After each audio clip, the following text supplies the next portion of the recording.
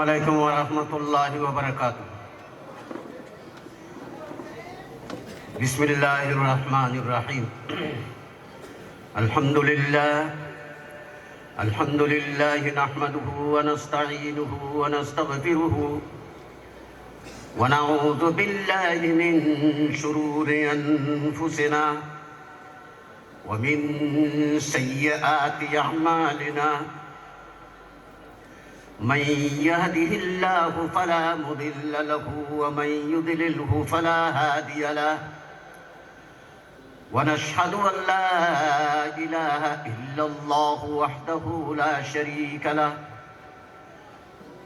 ونشهد أن سيدنا ونبينا وشفيعنا وسندنا وإمامنا ومولانا محمدا عبده ورسوله صلى الله عليه وعلى آله وأصحابه وبارك وسلم تسليما كثيرا كثيرا، أما بعد، فأعوذ بالله من الشيطان الرجيم، بسم الله الرحمن الرحيم۔ يؤتي الحكمة من يشاء ومن يؤت الحكمة فقد أوتي خيرا كثيرا، وما يذكر إلا أولو الألباب۔ وقال تعالى: يا أيها الذين آمنوا اتقوا الله حق تقاته ولا تموتن إلا وأنتم مسلمون۔ صدق اللہ مولانا العظیم۔ درود پاک کا نذرانہ پیش فرمائیں۔ اللہم صلی علی سیدنا ونبینا ومولانا محمد وآلہ واصحابہ وبارک وسلم۔ یا رب صل وسلم دائما ابدا علی حبیبک خیر الخلق کلہم۔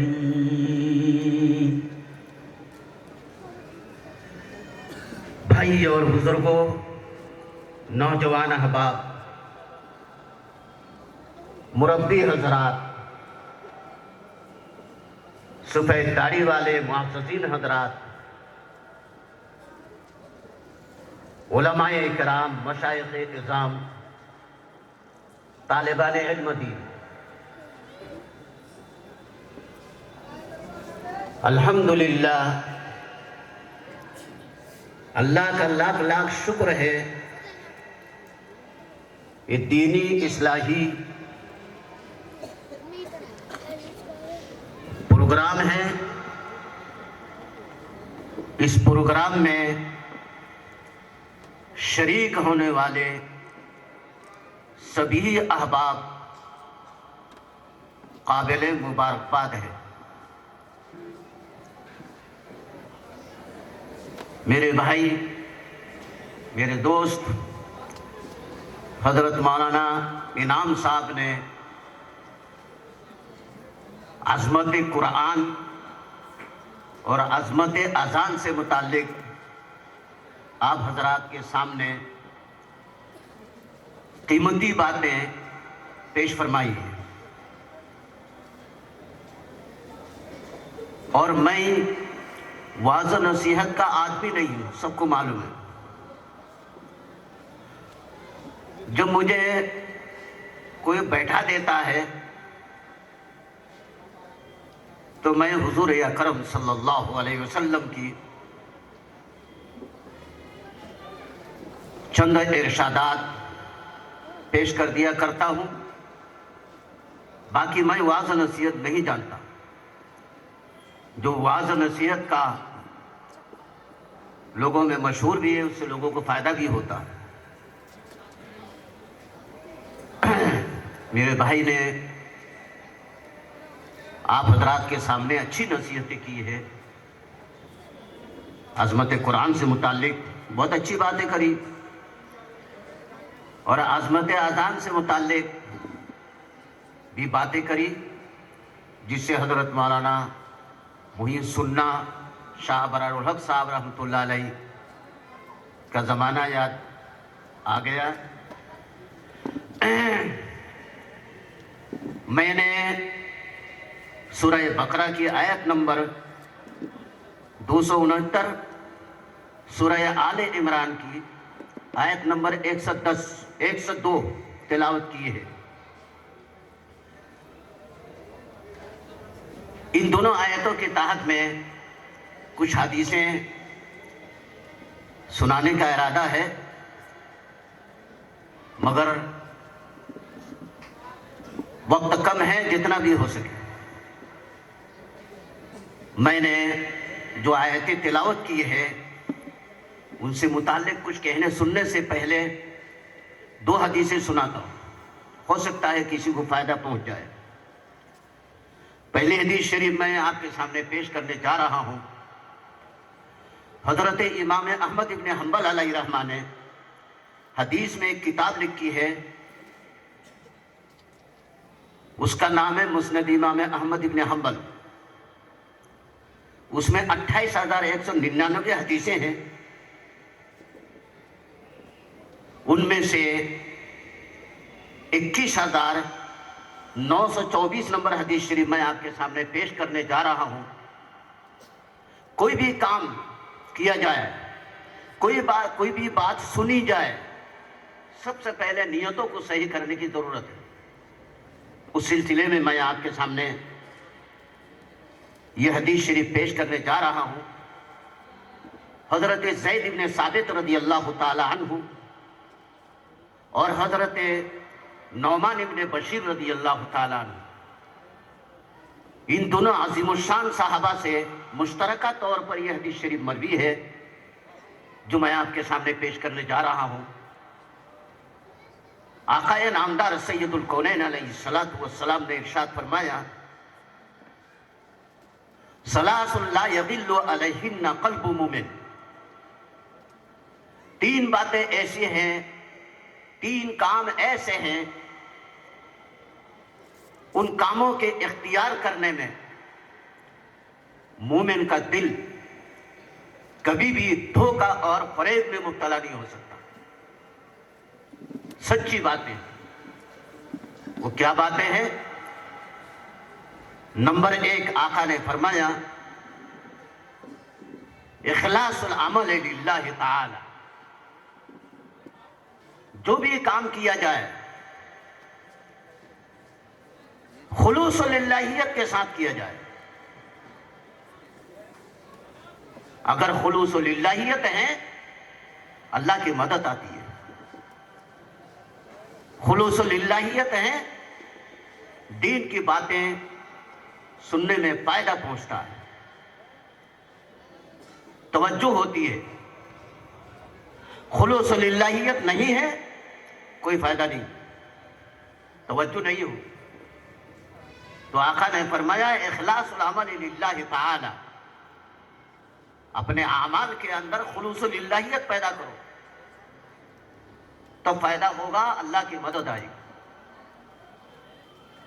دوسری بات آقا نامدار علیہ الصلوۃ والسلام نے ارشاد فرمائی، وَمُنَاصَحَةُ وُلَاةُ الْمُسْلِمِينَ۔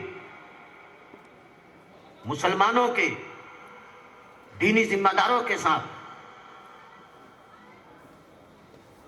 مسلمانوں کے دینی رہبروں کے ساتھ، دینی نمائندوں کے ساتھ، دینی مکاتب فکر کے نمائندوں کے ساتھ، دینی مدارس کے ذمہ داروں کے ساتھ، دینی تنظیموں کے ذمہ داروں کے ساتھ خیر خواہی کا معاملہ کرنا ہے، ان کی مخالفت نہیں کرنی ہے۔ اگر تم نے ان کی مخالفت کی تو تمہیں کوئی فائدہ ہونے والا نہیں ہے، لیکن تمہارے ذریعے سے دین کا نقصان ہوگا۔ دین کا ایک کام ہو رہا ہے، ایک ذمہ دار کے ماتحت میں، تم نے اس ذمہ دار کی مخالفت کی، اور تم نے 10 آدمی کو اپنے ساتھ ملا لیا ہے تو تم نے دین کا نقصان پہنچایا ہے. تمہارے ذریعے سے دینی نقصان ہوا ہے، فائدہ نہیں ہوا. اس لیے دینی نمائندوں کے ساتھ، دینی ذمہ داروں کے ساتھ خیر خواہی کا معاملہ کرنا چاہیے، ان کا تعاون کرنا چاہیے، ان کی حمایت کرنی چاہیے. ماحول میں اتحاد کا ماحول پیدا کرنا چاہیے. تیسری بات آقا انعامدار علیہ السلام نے ارشاد فرمائی، وَلُزُومُ جَمَاعَةِ الْمُسْلِمِينَ، مسلمانوں کے سواد اعظم، مسلمانوں کی بڑی جماعت کو لازم پکڑو. مسلمانوں کے جو دینی مکاتب فکر ہیں، دینی تنظیمیں ہیں، دینی جماعت ہیں، دینی جمعیت ہیں، ان میں سواد اعظم کو لازم پکڑو، ان کی مخالفت نہیں کرنی ہے. آقا انعامدار علیہ السلام کی زرین ہدایات. یہ مدارس اسلامیہ جو چل رہے ہیں، ماشاءاللہ اللہ کا فضل ہے. یہ کرتا پاجامہ، ٹوپیاں آپ دیکھ رہے ہیں ملک کے اندر، ماشاءاللہ ان مدارس کے اندر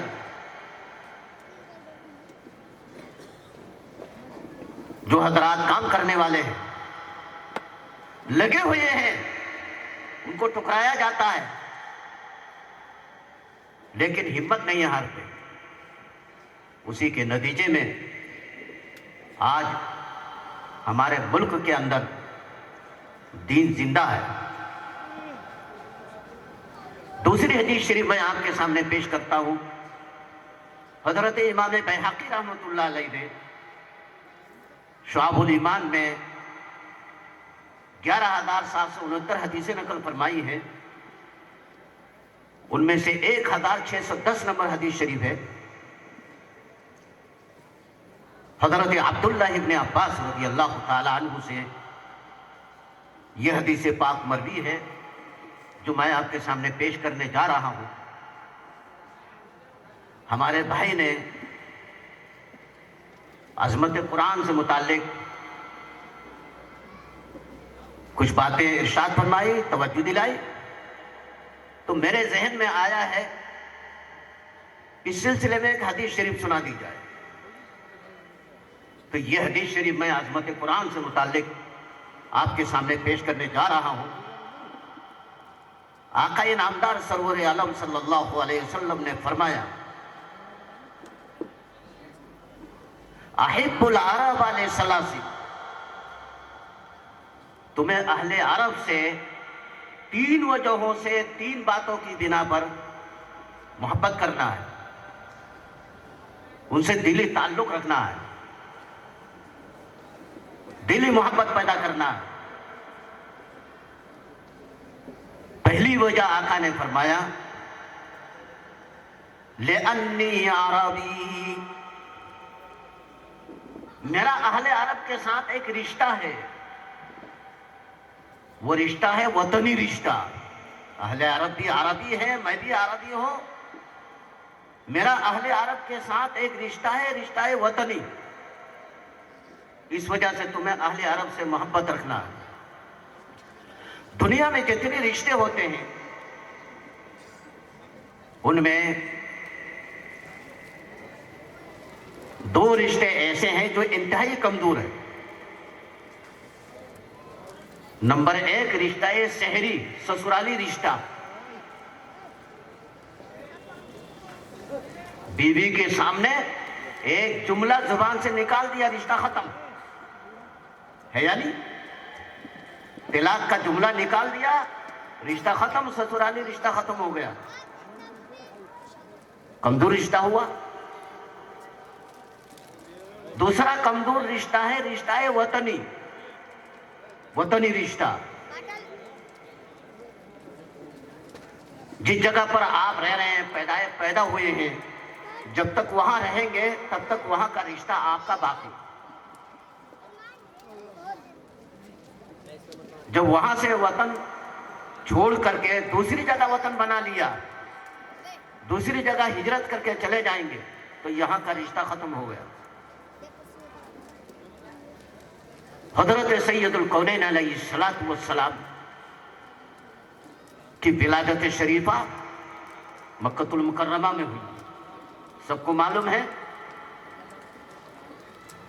اور عمر کے 63 سال میں سے 53 سال مکہ المکرمہ میں گزارا ہے آپ نے۔ اس کے بعد آپ نے ہجرت فرمائی۔ جب ہجرت فرما کر کے آپ صلی اللہ علیہ وسلم مکہ چھوڑ کر جانے لگے تو آپ نے بڑے افسوس کا اظہار فرمایا، مکہ کی طرف مخاطب کر کے کہا، میں تجھے چھوڑ کر نہیں جاتا، مگر میری قوم نے مجھے مجبور کر دیا ہے تجھے چھوڑنے پر۔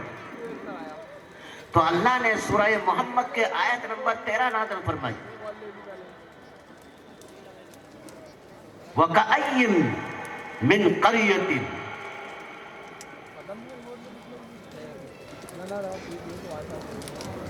هِيَ أَشَدُّ مِّن قَرْيَتِكَ الَّتِي أَخْرَجَتْهَا هِيَ أَشَدُّ قُوَّةً مِّن قَرْيَتِكَ الَّتِي أَخْرَجَتْكَ۔ کتنے علاقے اور شہر ہیں جو قوت اور مضبوطی کے اعتبار سے آپ کے اس شہر مکہ سے زیادہ مضبوط ہے، طاقتور ہے۔ اہلکناہا، جن کو ہم نے تباہ و برباد کر دیا ہے، فلا ناصر لہم، ان کی کوئی مددگار نہیں رہے۔ آپ کو کمرنج کی ضرورت نہیں۔ اللہ کا ارشاد ہے، نبوت کے 13 سال کے بعد آپ صلی اللہ علیہ وسلم کی ہجرت ہو رہی، آپ مکہ چھوڑ رہے ہیں۔ تو آیت نمبر 13 میں نبوت کے 13 سال کے بعد جو دنیا سے یہ مکہ مکرمہ چھوڑ کر کے مدینہ منورہ کے لیے روانہ ہو رہے ہیں، تو نبوت کے 13 سال گزارنے کے بعد آیت نمبر 13 میں اللہ تبارک و تعالیٰ نے حضور صلی اللہ علیہ وسلم کو توجہ دلائی، آپ کی حوصلہ افزائی فرمائی۔ اور آپ سے ایک بات کہتا ہوں، اس سورہ محمد کے آیت نمبر 13 کو لے کر کے آپ قرآن سامنے لے کر کے آپ دیکھیے، اس آیت میں کتنی حروف ہے۔ اس آیت شریفہ کے اندر 53 حروف ہے۔ آپ گن کر کے دیکھ لیجئے قرآن سامنے لے کر کے۔ زندگی کے 63 سال میں سے 53 سال کی عمر میں آپ کو یہاں سے جانا پڑ رہا ہے، تو آیت نمبر 13 میں 53 حروف ہے، اور نبوت کے 13 سال گزرنے کے بعد آیت نمبر 13 میں یہ بتایا جا رہا ہے آپ یہاں سے جا رہے ہیں، آپ کو کمرنج کی ضرورت نہیں، آپ نے ہجرت فرما گئے۔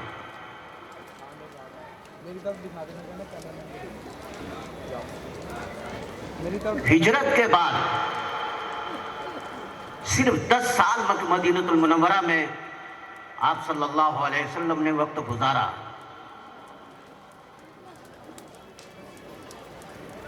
اور ہجرت کے بعد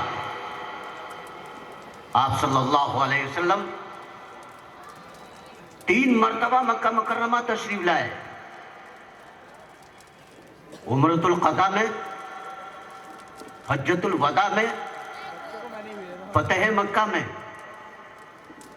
3 مرتبہ مکہ مکرمہ تشریف لائے، لیکن تینوں مرتبہ نمازوں کا قصر فرمایا ہے، اس لیے کہ آپ صلی اللہ علیہ وسلم اب مکہ کے نہیں ہیں، آپ کا وطن مکہ مکرمہ میں نہیں ہے، مکہ مکرمہ کی وطنیت ختم ہو گئی،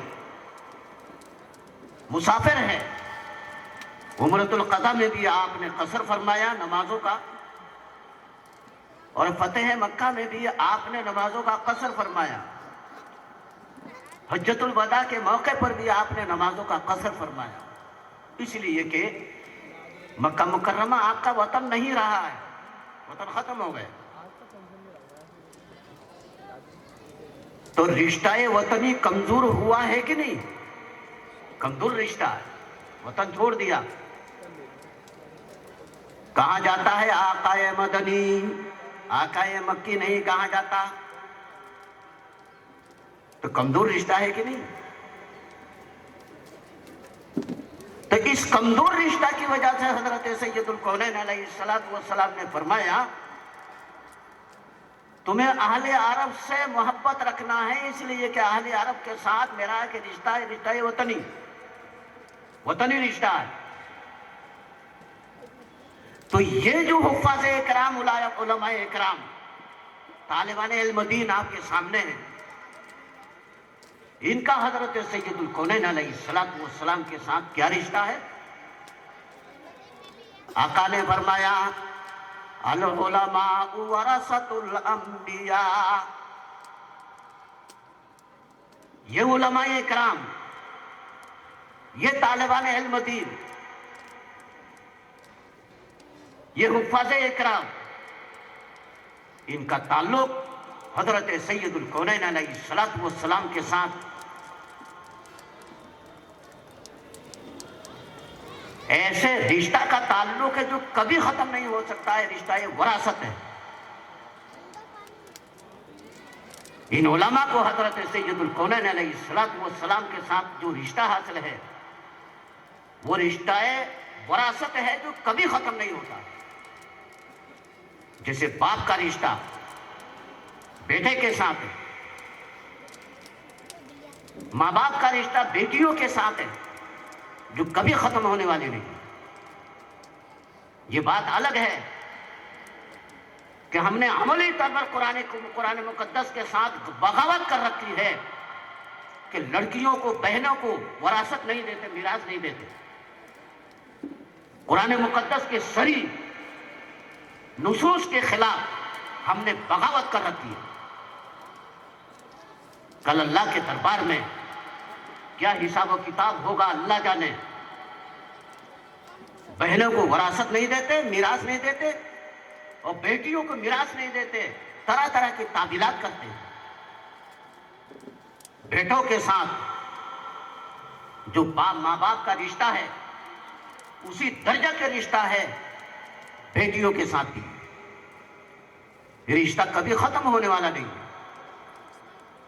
ایسا ہی ان علماء اکرام کا رشتہ حضرت سید الکونین علیہ السلام کے ساتھ وراثت کا رشتہ ہے، ایسا مضبوط رشتہ ہے، دنیا کے بڑے سے بڑے سپر پاور بھی ہمارا یہ رشتہ ہم سے چھین نہیں سکتا۔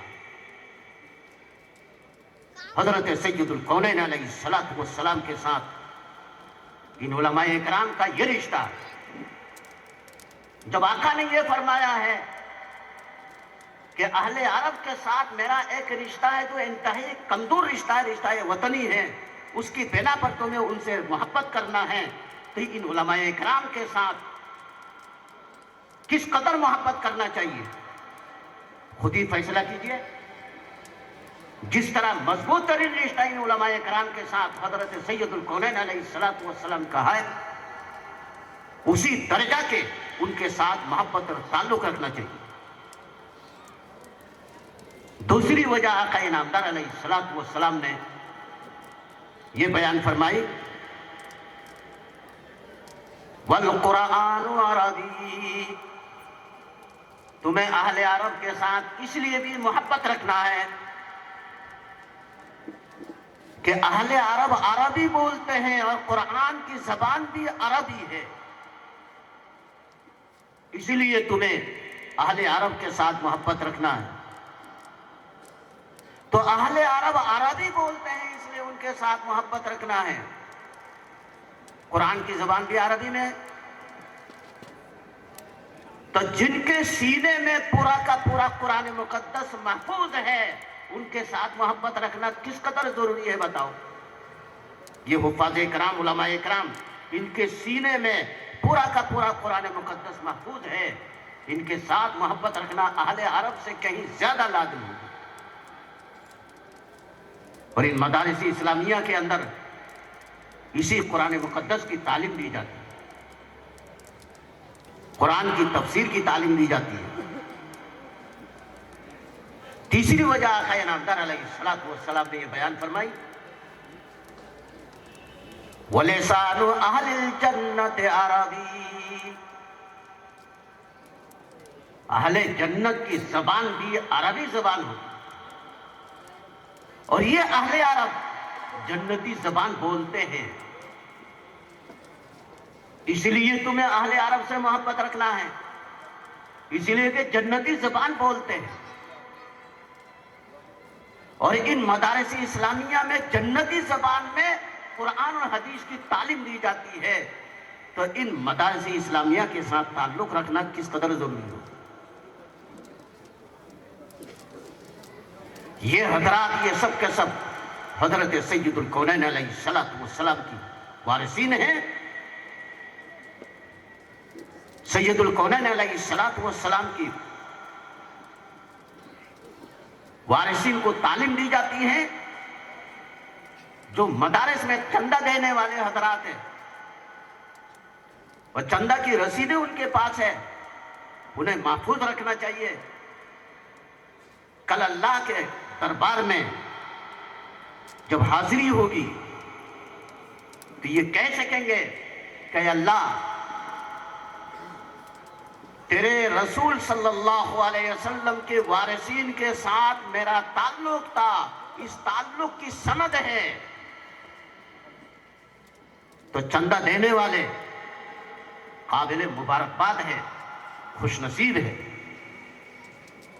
میں نے جو 2 آیتیں آپ کے سامنے پیش کی ہے، ان میں سے میں ایک آیت کی مختصر باتیں آپ کے سامنے پیش کرتا ہوں۔ وقت زیادہ نہیں ہے، مجھے وقت مختصر دیا گیا۔ سورہ آل عمران کی آیت نمبر 102 میں نے تلاوت کی ہے، اس سے متعلق کچھ باتیں آپ کے سامنے پیش کرتا ہوں۔ اللہ تبارک و تعالیٰ نے ارشاد فرمایا، یا ایہا الذین آمنوا اتقوا اللہ حق تقاتہ ولا تموتن الا وانتم مسلمون۔ اے ایمان والو، تم اللہ سے ڈرو۔ کیسے؟ اس کی شایان شان انداز، متقی پرہیزگار بن جاؤ۔ یہ جو مدارس اسلامیہ ہیں ہمارے، ان مدارس میں ایک ساتھ 2 چیزوں کی تربیت دی جاتی ہے۔ نمبر 1، دینی تعلیم کی تربیت۔ نمبر 2، تقوی کی تربیت دی جاتی ہے۔ ہمارے مدرسہ کے طلبہ باشرہ ہوتے ہیں، ان کے سروں پر ٹوپیاں ہوتی ہیں، ان کے چہرے پر نور چمکتا ہے، نورانی چہرہ آپ دیکھتے ہیں۔ اس بر صغیر کی یہ خصوصیت ہے، ہندوستان، پاکستان، بنگلہ دیش، افغانستان، اس بر صغیر کی خصوصیت ہے۔ ہمارے اکابر نے 2 چیزیں ایک ساتھ جاری کی ہے، ایک تقوی کی تربیت اور ایک دین کی تعلیم کی تربیت۔ 2 چیزیں ایک ساتھ ہیں۔ آپ بر صغیر سے باہر جائیں گے، آپ کو دونوں چیزیں نہیں ملیں گی، ایک چیز ملے گی۔ اس کا میں اس سلسلے میں ایک واقعہ سناتا ہوں۔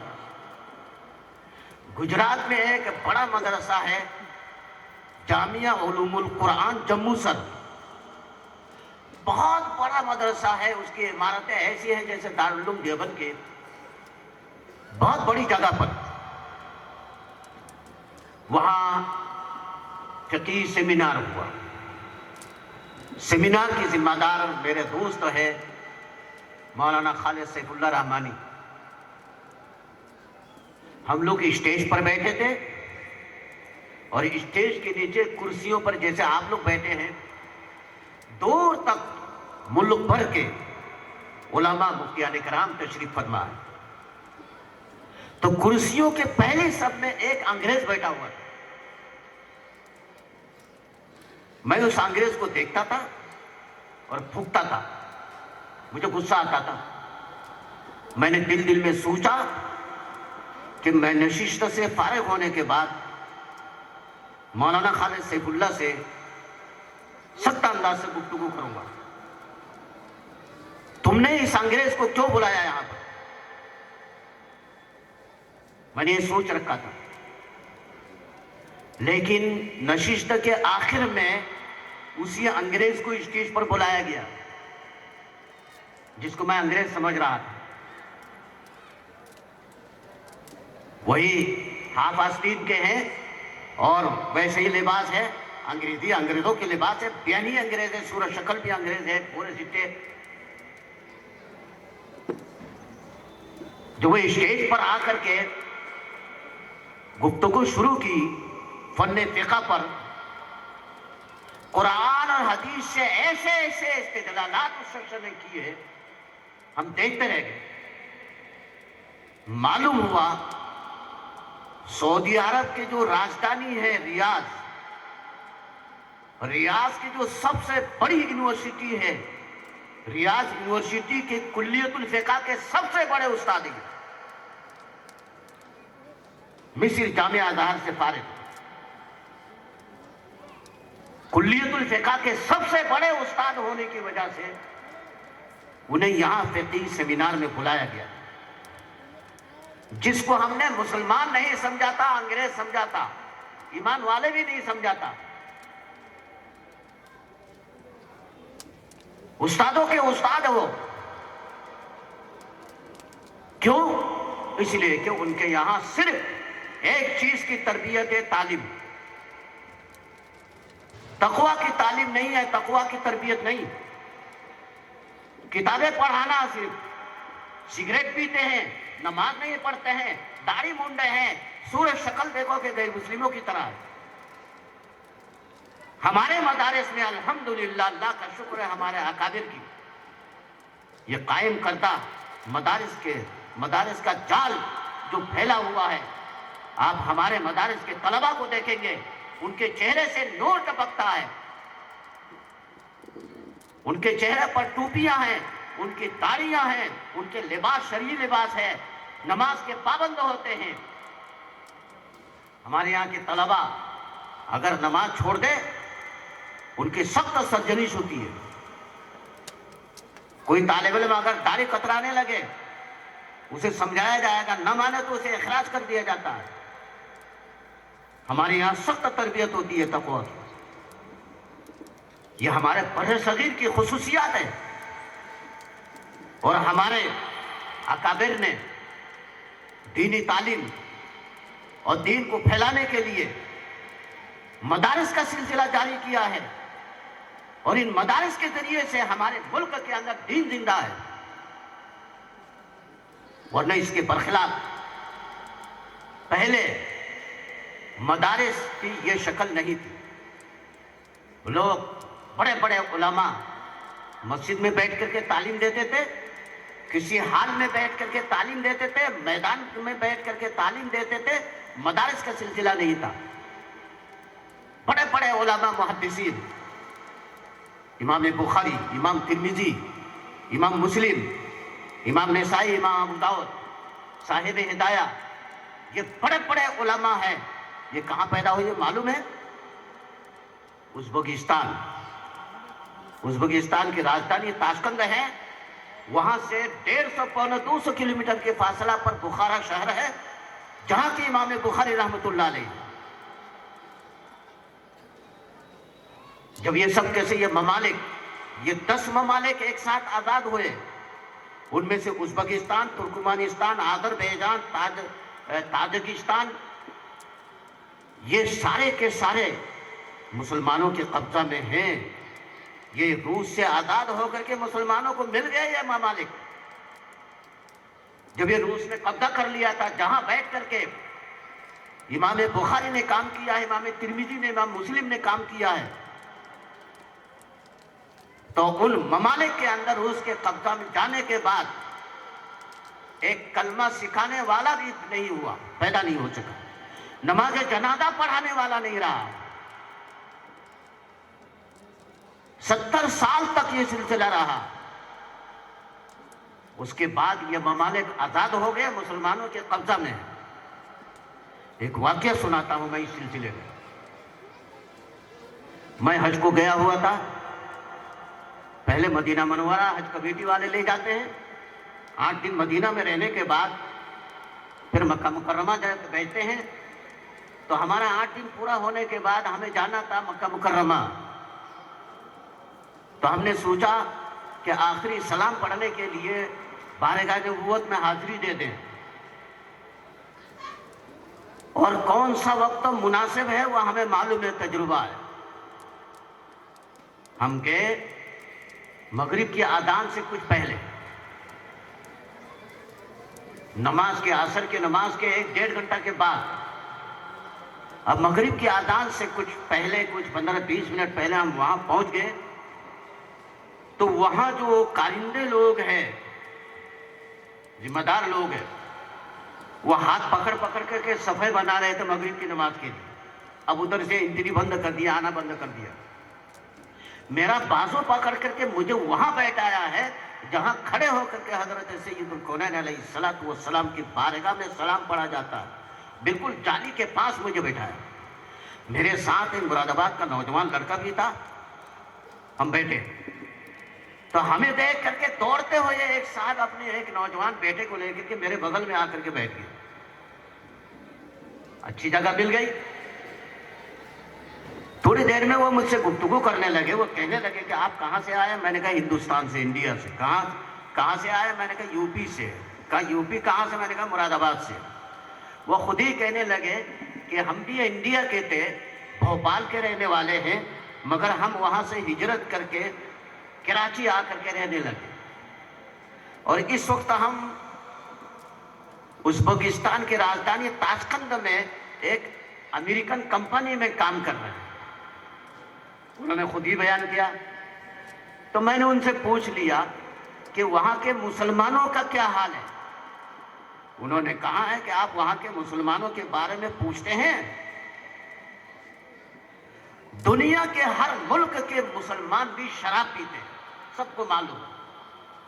یہ شرابی ہے, شراب پیتا ہے, سب جانتے ہیں. لیکن وہاں کے مسلمان بلا تکلف خنزیر کھاتے ہیں. جہاں پر امام بخاری پیدا ہوئے ہیں, جہاں حضرت صاحب ہدایہ پیدا ہوئے ہیں, امام ترمذی پیدا ہوئے ہیں, امام مسلم پیدا ہوئے ہیں, ان علاقوں کی بات ہے کہ بلا تکلف مسلمان وہاں خنزیر کھاتے ہیں. اور آج کے زمانہ کی حال ہے. میں اللہ سے دعا کرتا ہوں کہ تبلیغی جماعت والے کسی طرح وہاں پہنچ جائیں, وہاں کام کریں, اور تبلیغی جماعت کے ذریعے سے بہت اچھا کام ہو جاتا ہے. تو اس ملک, ان ممالک کے یہ حال ہے آج. اور یہ آذربائیجان مسلمانوں کے, وہاں کے راجدھانی باکو ہے. وہ راجدھانی فحاشی کا اڈا ہے. دبئی اور باکو یہ عریانیت کا اڈا ہے. مسلمانوں کے ماتحت میں مسلم ممالک ہیں, ان کا یہ حال ہے. وجہ کیا ہے؟ ہمارے اکابر کی طرح پورے ملک کے اندر مدارس کا جال نہیں پھیلایا گیا. اگر مدارس کا جال پھیلایا گیا تو یہ حل نہ ہوتا. تو اس لیے ہم سب اس اعتبار سے خوش نصیب ہے کہ ہمارے اکابر نے پورے ملک کے اندر مدارس کا جال ایسا پھیلا دیا ہے کہ اللہ سے امید ہے کہ انشاءاللہ تعالی کبھی ختم نہیں ہو سکتا. میں آیت شریفہ سے متعلق کچھ حدیثیں سنانا چاہتا تھا, لیکن وقت نہیں ہے. کیا آپ کچھ کہنا چاہیں؟ بات ختم کر دو.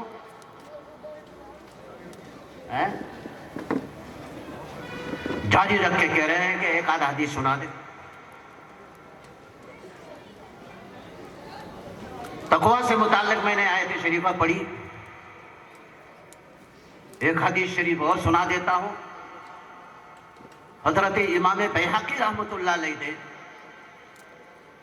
شعب الایمان میں 1330 نمبر حدیث شریف نقل فرمائی حضرت ابو ذر غفاری رضی اللہ تعالیٰ عنہ سے یہ حدیث شریف مروی ہے. آقا نامدار سید الکونین علیہ الصلوۃ والسلام نے فرمایا